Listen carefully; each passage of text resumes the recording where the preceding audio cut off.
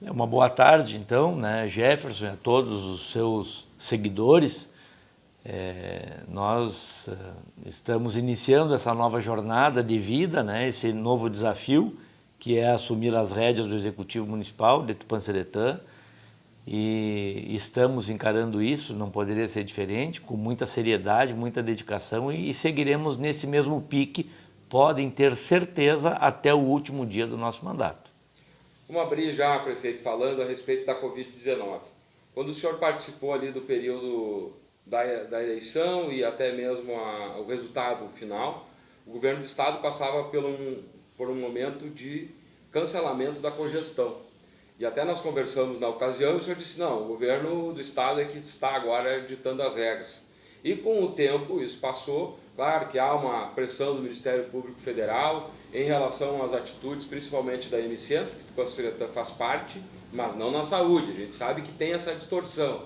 Mas já é uma análise que a gente pode trazer aqui, ou o senhor, por gentileza, como é que é conduzir esse processo diante de tantas falácias, fake news e distorções políticas?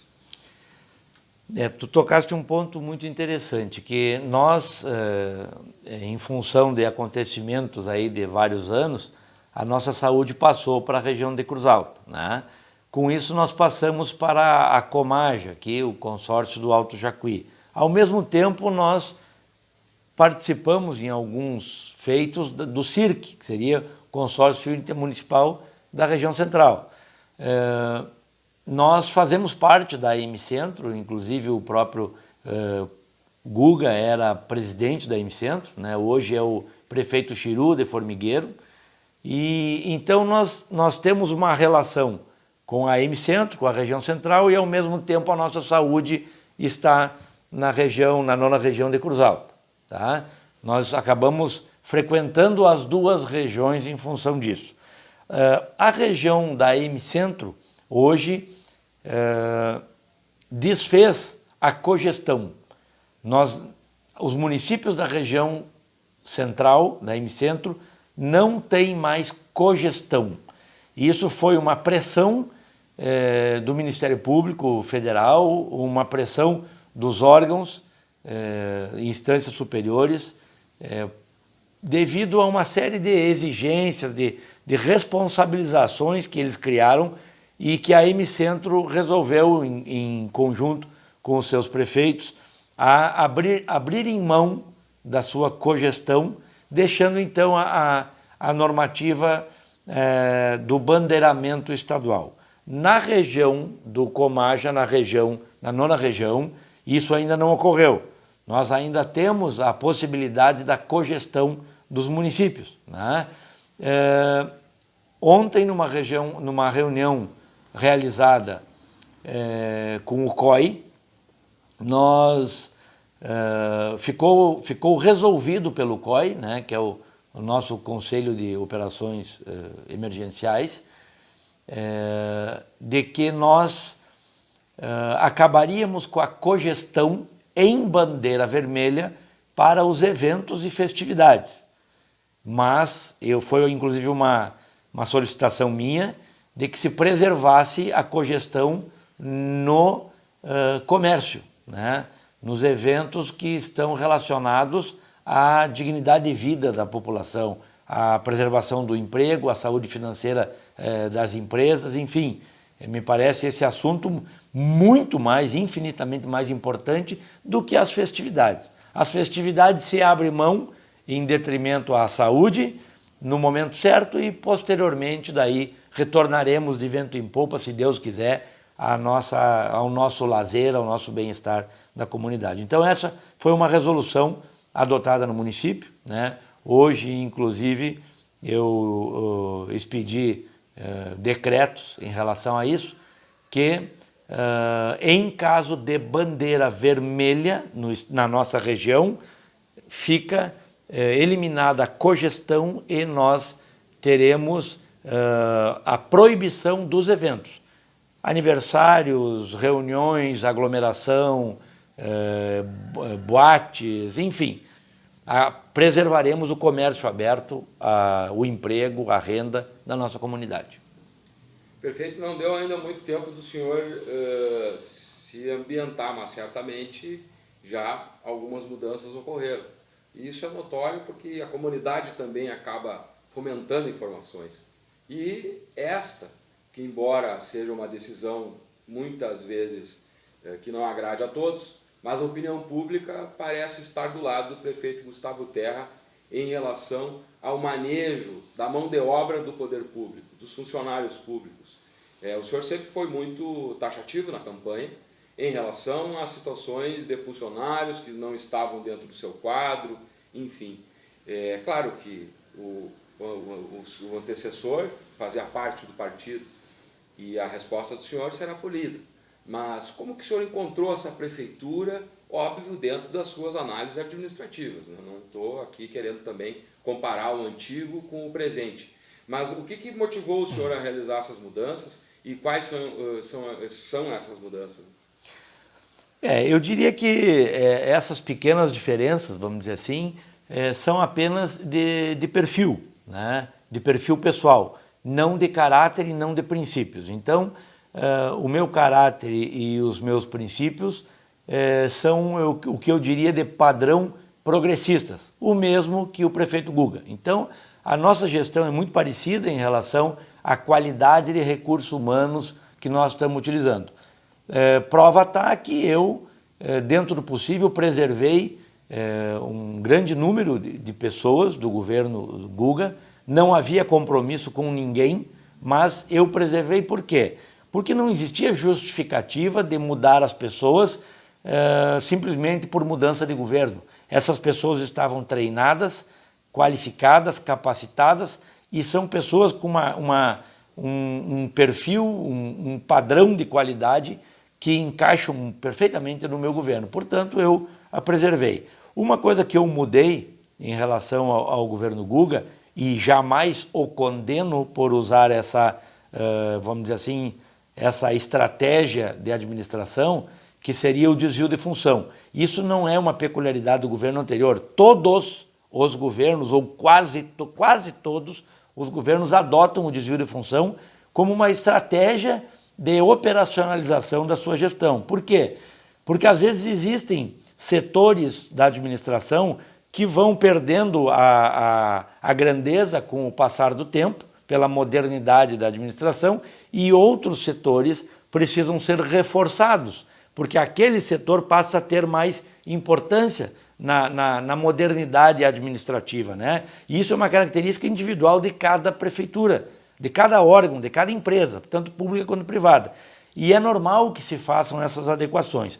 Como o sistema administrativo, via de regra, ele é muito engessado pelos concursos públicos que duram 20, 30, alguns 40 anos, né? É normal que se redirecione essas pessoas a cargos aos quais ela não prestou o concurso. Então, isso que nós chamamos na prática de desvio de função. Isso é uma estratégia administrativa que não cabe a mim tecer juízo de valor. Cabe a mim seguir o que eu acho que devo fazer no meu mandato. E o meu mandato, uma das diretrizes é diminuir ao máximo os desvios de função. Porque uma pessoa prestou um concurso público para uma determinada função e ela vai trabalhar naquilo para o qual ela foi selecionada, né? Foi reduzido e muito, a determinação a todos os secretários era de reduzir ao máximo. Nós temos ainda poucos desvios, muito poucos desvios, e dentro do possível nós também resolveremos esses pequenos desvios que ainda temos, né? Porque achamos que as pessoas são, sim, eficientes naquilo em que elas foram concursadas. Prefeito de Saúde, prefeito. Voltamos então ao assunto da Covid-19, expectativa da chegada das vacinas. Tem alguém já que vocês já visualizam dentro do hospital ou do SAMU, porque eu acredito que a nona solicitou o cadastro desses profissionais. Já tem alguém que vocês vão colocar já para fazer uma vacinação simbólica, enfim. Se sabe já quantas doses teremos em Tupaciretã, o que o senhor tem de informação dentro desse turbilhão de coisas das últimas 24 horas? Né? Eu me encontro um pouco descontente, né, pelo quantitativo de doses que chegarão até o destino final, que são os municípios.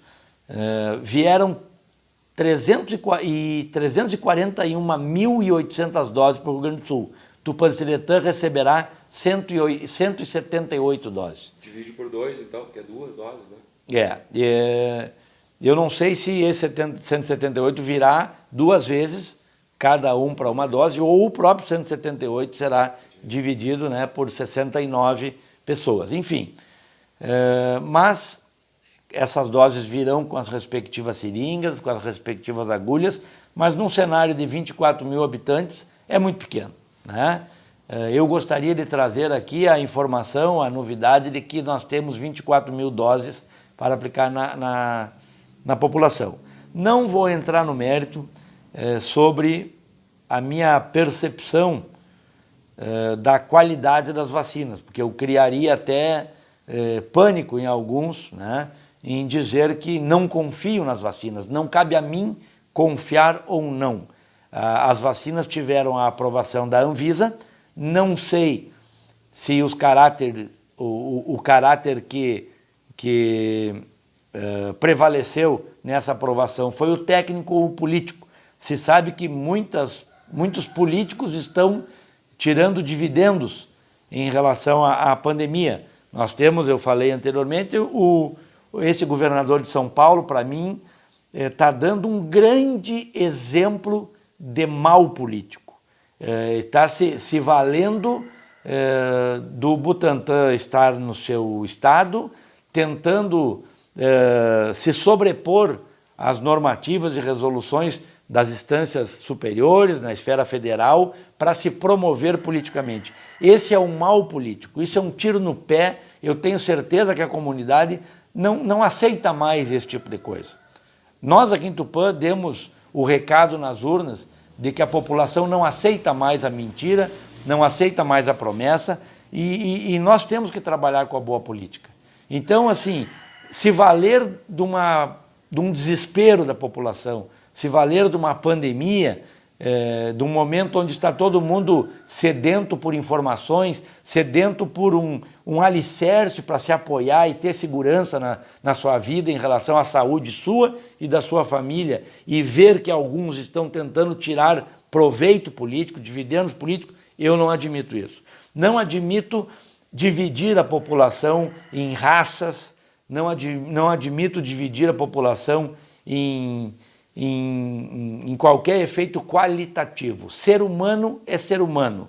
É possível sim dividir entre atividade funcional, porque nós sabemos que temos que priorizar as pessoas relacionadas à saúde pública, porque essas pessoas que nos dão amparo, elas que nos tratam, que nos cuidam, e elas têm que ter a sua saúde priorizada, preservada, para que possam nos atender. Então, saúde pública tem que ser priorizada. A educação, a meu ver, também tem que ser priorizada. Os profissionais envolvidos na educação têm que ser priorizados.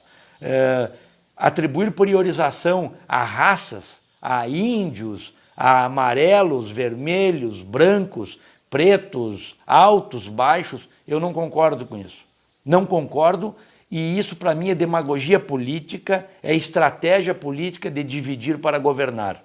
Mas nós não estamos aqui para polemizar, estamos aqui para cumprir as determinações das instâncias superiores, mas eu quero passar para a população de Tupã uma tranquilidade. Não haverá, nos próximos 4 anos, nenhum tipo de demagogia política, de priorização por grupos, priorização por interesses, ou por raças, ou por qualquer que seja. Nós seremos igualitários aos 24 mil tupanciretanenses. Existe sim as prioridades pelos que apresentam comorbidades, a prioridade pelos maiores de 75 anos, a prioridade pelos acamados maiores de 60 anos, essas prioridades superiores, e nós concordamos com tudo isso. Tá bom? Prefeito, mais um tema nós abordarmos, que eu acabei falando para o senhor anteriormente no telefone, em relação ao frigorífico. O frigorífico é uma área que há um tempo já fazia parte do interesse do governo municipal para poder se apropriar daquela área, né, de maneira legal, até porque é uma área que sofre bastante com essa questão da urbanização desordenada, né, e também por se tratar de uma área pública, também tem uma dificuldade muito grande no governo municipal, né, ter mais agilidade, cumprir as demandas com mais clareza. Posso estar errado, mas o senhor pode esclarecer melhor sobre isso. Como é que ficou esse projeto do então secretário Nani Polo, que hoje é deputado e também faz parte do governo progressistas, que é aquele mesmo projeto que beneficiou o Tupã tão bem com a área da antiga FEPAGRO, que aquilo ali é um patrimônio que ficará por gerações. Voltou para Tupanciretã, melhor dizendo, né? Já fazia parte do Tupanciretã, né? Então ele retorna a Tupanciretã. Qual a visão do prefeito Gustavo Terra nesses 4 anos para poder organizar aquela situação que a gente sabe a cada dia aumenta mais e é um problema que fica cada vez maior? Eu tenho um posicionamento muito claro em relação à invasão. Eu não concordo com nenhum tipo de desrespeito ao patrimônio alheio, seja público, seja privado. Eu acho que o patrimônio deve ser respeitado, né? Isso tá na nossa Constituição. Houveram várias invasões em vários bairros aqui no município. O que já está instalado, o que já aconteceu em governos anteriores, eu obviamente respeito, não estou aqui para polemizar isso, e nós tentaremos regularizar essas invasões da melhor maneira possível dentro da legalidade, né? Não serei conivente com futuras invasões em patrimônios públicos ou privados. Em relação especificamente ao frigorífico, o prefeito Guga fez uma carga, né, junto ao governo do estado no sentido de receber aqueles 34 hectares em dação em dívida de uma dívida do estado com o município de R$1 milhão pela saúde. Quitaria essa dívida em troca de nos ceder esses 34 hectares para que pudéssemos fazer a escrituração e darmos a escritura aos seus, vamos dizer assim, posseiros, né, que têm a posse, mas não têm a propriedade dos imóveis. Isso, ali pelo no final do mês de dezembro, o Guga, já entregando o mandato, me entregou a resposta do governo do estado, voltando à estaca zero desse processo de negociação. Então, eu quero deixar claro para a nossa comunidade, qualquer pessoa que queira dar informação diferente dessa está tirando proveito político da situação. A negociação com o governo do estado hoje está na estaca zero. Nós estamos retomando do zero essa negociação e o faremos, e estamos fazendo com muita seriedade, tá? Toda a questão do quadro do frigorífico. Tem ali ainda um projeto de anel viário que nós estamos desenvolvendo, assim como outros projetos. No devido momento em que nós tivermos alguma informação concreta a respeito disso, eu prontamente trarei à comunidade, tenho o máximo interesse disso. Dizer das demais regularizações e entrega de escritura a toda a comunidade, de vários bairros, eu diria que são em torno de 440 terrenos urbanos que têm que ser regularizados. São pessoas que passarão a pagar tributos, pagar IPTU, e isso é interesse do município. Então, eu tenho o máximo interesse na regularização e entrega das escrituras dessas pessoas. Dizer que o meu chefe de gabinete, o Marcelo, que era antigo secretário de Agricultura do governo anterior, o Marcelo está com a atribuição de assumir toda a regularização fundiária do município e do nosso distrito industrial, que está em estágio bem avançado.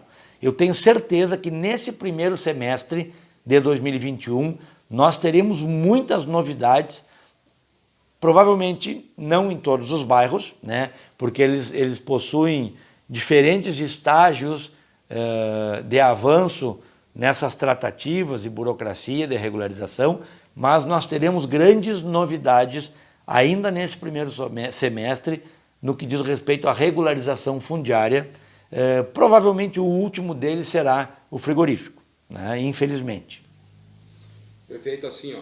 Também temos uma situação que é a seguinte, que o senhor colocou hoje no meio da comunicação. Escolas e educação, o senhor também citou isso como um dos principais exemplos, pilares da sua administração municipal.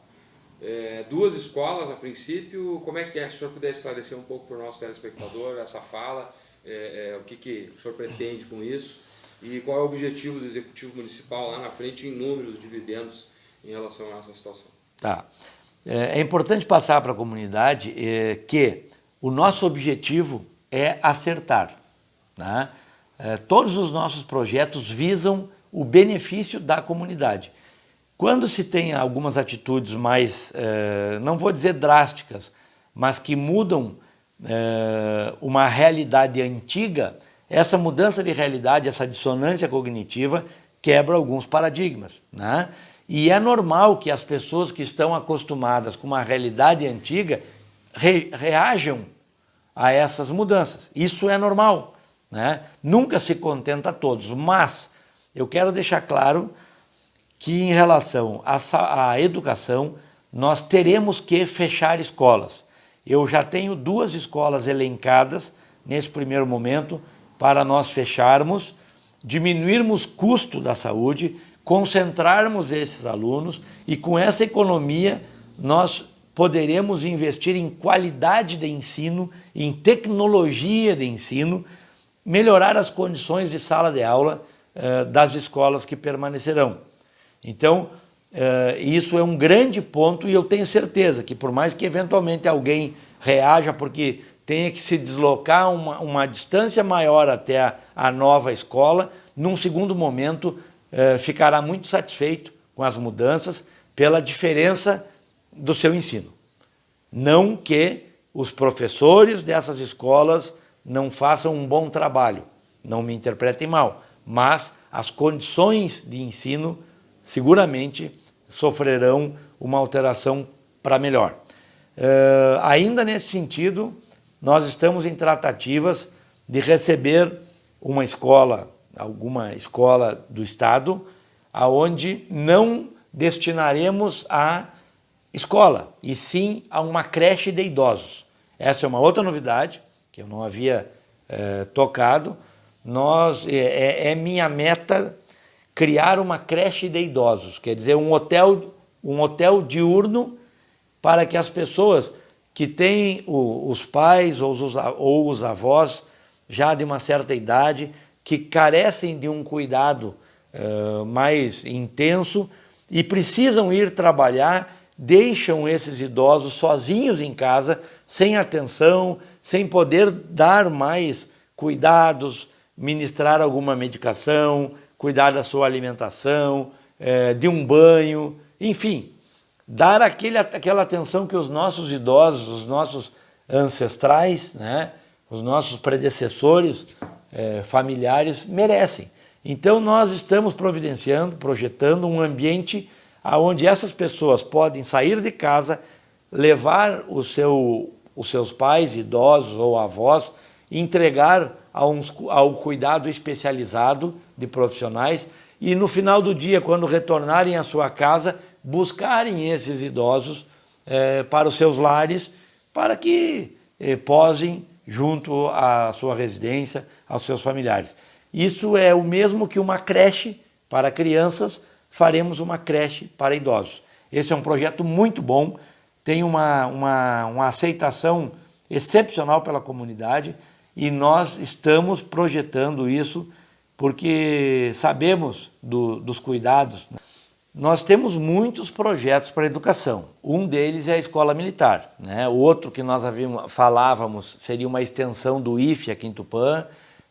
Outro ponto, a prefeitura está fazendo um modelo de apoio ao projeto Pescar, encampando algumas cotas do projeto Pescar. Já lancei o desafio a algumas pessoas a criarem um similar ao projeto Pescar municipal, onde nós faremos as instalações, a estrutura no no distrito, no atual complexo Tupã-Seretã, o que nós já tínhamos uma escola agrícola aqui em Tupã-Seretã e, infelizmente, pela má política, essa escola foi extinta. Hoje poderia ser uma escola federalizada, talvez um IFE no nosso complexo Tupã-Seretã, mas nós retomaremos algum tipo de curso para a nossa comunidade no distrito industrial, no complexo Tupã-Seretã. O nosso projeto do Colégio Militar, na metade da década de 80 para cá, nós tivemos eu diria assim, um decréscimo moral em algumas instituições de educação, de ensino, onde alguns alunos perderam inclusive o respeito pelos professores, o respeito pelos padrões morais, familiares, enfim, houve o que nós chamamos de um sucateamento, né, de algumas instituições de ensino Brasil afora. Não vou entrar no mérito das questões ideológicas que levaram isso a acontecer. O fato é que basta.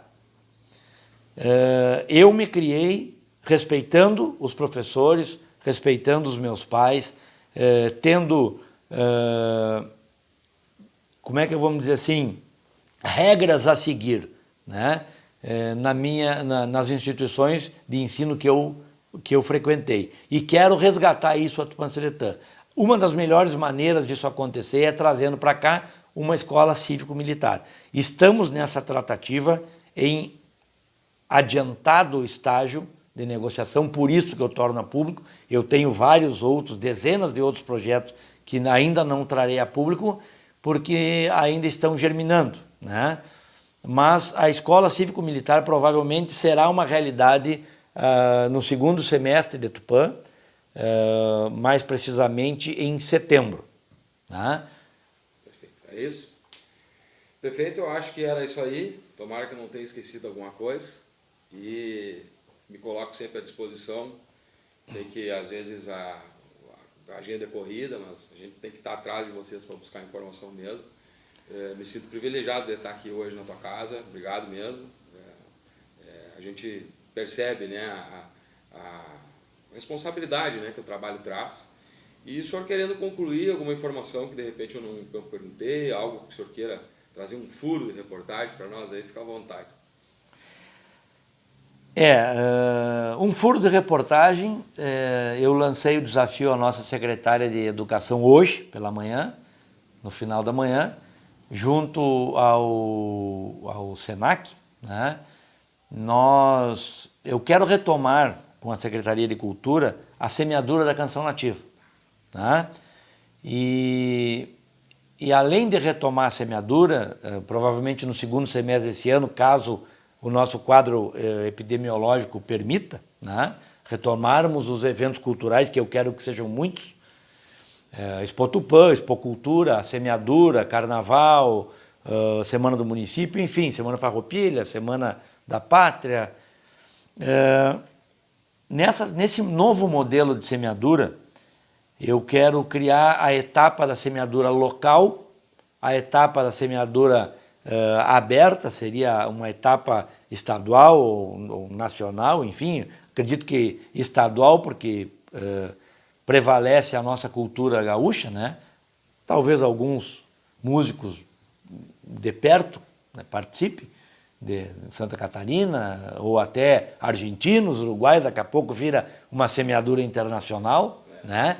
Mas uma notícia importante que eu quero passar, nós fazermos semeadura na escola, um projeto que eu quero implantar em Tupã. O que é semeadura na escola? Eu quero levar artistas locais às escolas e ensinarem os alunos noções básicas de alguns instrumentos.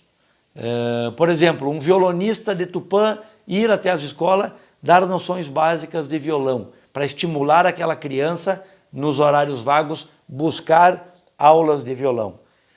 De pandeiro, de teclado, de gaita, dos mais diversos instrumentos. Também músicos, cantores de Tupã, e noções básicas de orientação vocal a essas crianças. Levar o projeto Semeadura à escola.